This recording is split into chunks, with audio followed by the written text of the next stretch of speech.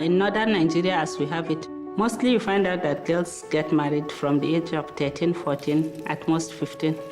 If a girl is physically growing or men are trying to talk to her, mostly parents feel this girl should get married. Health-wise, the girls are not ready to be mothers. And so you find out that there are much more high rates of maternal mortality and morbidity. When an adolescent girl marries, she will find herself in an existing extended family hierarchy and differing to her husband, her mother-in-law, and a senior wife if her husband has other wives. She will only be able to leave the home when the husband permits her. In most cases, there is an expectation both from the husband family and the adolescent herself that she will become pregnant within the first year of marriage. The expectation is for the coming years to come, she will be giving birth for each and every year. Biologically, a girl who marries within this age range is not ready for childbearing. In other words, a lot of girls, especially from rural communities, as well as their babies, die from early marriage and its consequences. The Married Adolescent Safe Space Project targets girls that undergo early marriage within 12 to 19 years of age.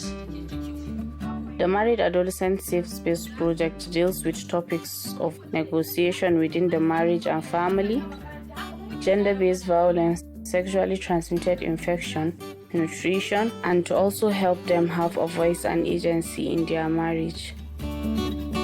There is intensive literacy and numeracy. We work with government education officials to support enrollment of girls back to school. Vocational skills acquisition and financial literacy. It also enhances their income generating capacity. In the life skills, there are issues that has to do with self-esteem, a girl being able to be confident, helping them to have voices to be able to express themselves. The mentor form a personal, close relationship with the girls so that they can open up to her and confide in her as a person they can trust. The girls develop close relationship with each other. They support one another. And this network of friendship is very important because it helps the girls to be able to know that they have people that they can lean back to whenever they have problems. Most girls do not know what sexually transmitted infections are prior to intervention from safe spaces. A health worker is introduced to the girls to discuss the topics, and the girls get the opportunity to ask questions.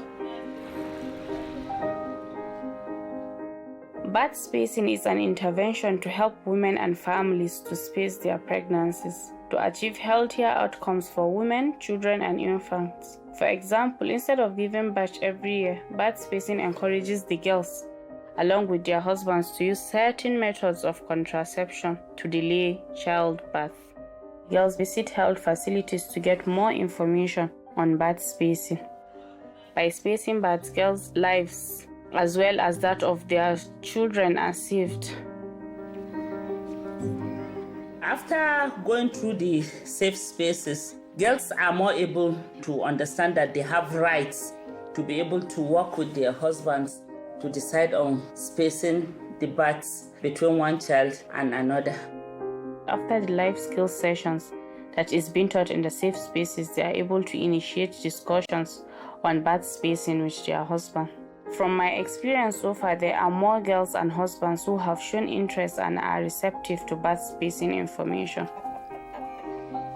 Girls after the safe spaces are able to make informed decisions about their lives. When they are pregnant, they go for antenatal clinics and they give birth in the hospital, or they get a birth attendant that will support them in giving birth if it is at home.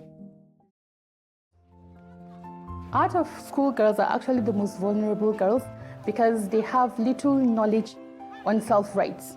Them being married is usually determined by a parent or an extended family. So therefore, they tend to be more vulnerable to early child marriage than normal girls whom are already in formal education. These girls are not in school because of the poverty situations they find themselves in. parents find their girls being extra burden on them, whereby it leads them to early child marriage. The Center for Girls' Education realized that some girls are finding it difficult to enroll back to school because already they have passed the stage of formal education, for example, primary education. They're already below their peers in school. They find it difficult to cope if enrolled back to school. So the Center for Girls' Education decided to come out with a vocational training. Shops are created within their communities, whereby an expert is recruited for this shop, and then these girls will serve as apprentices to the expert for a year. We have different vocations for these girls. We have animal husbandry, poultry, phone and electronic repair, or processing, and tailoring. Now, after the first year, the first cohort of girls will serve in training the second cohort of girls. The apprentice-based vocational training program has so far opened 7 shops. This girl earns income through these shops. The community has opened up to the trade and skills that these girls are earning. They patronize them. They have people from within the community purchasing their items. They have people outside the community coming to buy products from them. In a typical rural community, if you can contribute financially to the family, you tend to have an upper arm in the family. For most of these girls, previously, they don't usually have a say in their homes, but as it is now, many of them are financially stable to a reasonable extent. They are economically empowered. Now, with this autonomy, they have a right to say what they want, and they have a right to achieve what they want to achieve.